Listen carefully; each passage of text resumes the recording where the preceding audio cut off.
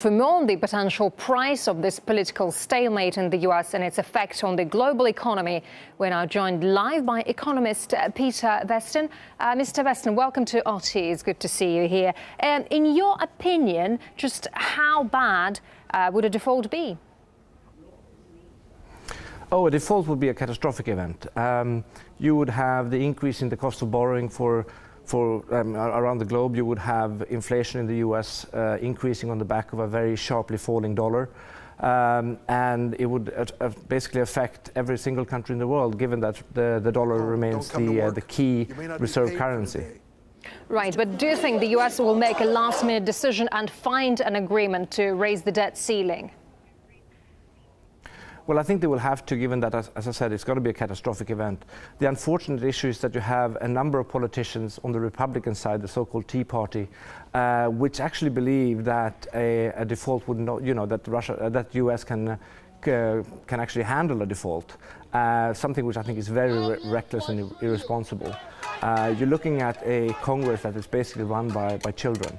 And the fortunate thing is that the people that believe that the default could be manageable is very tiny, but it's the question of winning them over. And the longer we drag on to the 17th of October deadline, the more concerned will the markets be.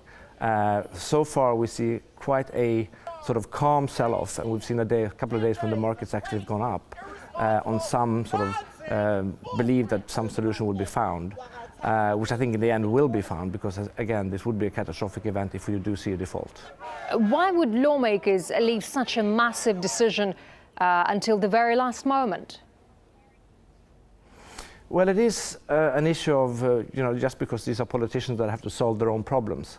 If you go back to 2007 and 2008, we had a financial crisis, which was solved by politicians actually coming together. This time you have a political crisis that has to be solved by politicians. Go back home. Don't come and to given work. that you have such a split, such a divide along the party lines in the US, and a very small fraction again that actually holds the balance, are determined not to give in.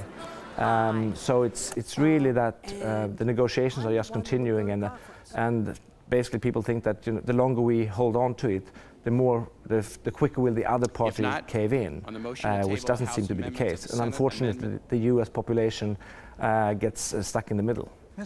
Right. We're hearing some various calls from different countries, from China, for example, for the so-called de-Americanization of the world. But is anything changes?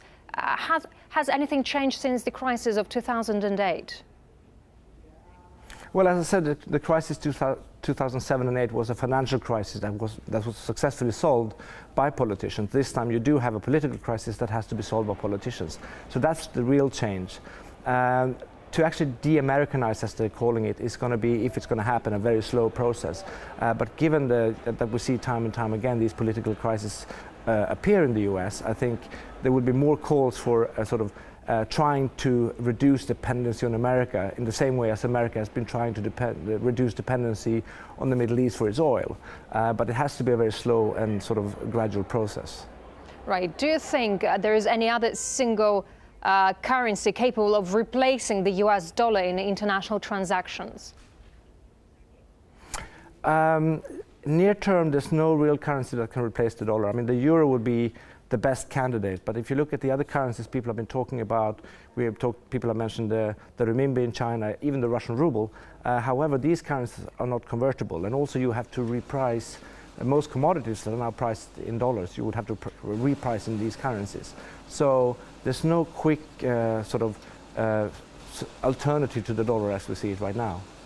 Right, the US doesn't actually have the highest debt to GDP in the world, but why are people losing faith then?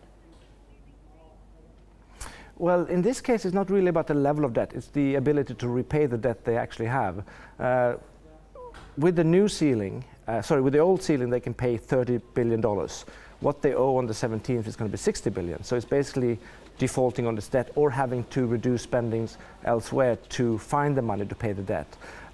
Any options of those would probably bring the US back into recession, and therefore also have ripple effects into the global economy. So the distrust is really of Russia, about the US actually being able to repay their debt. It's not actually about the debt level.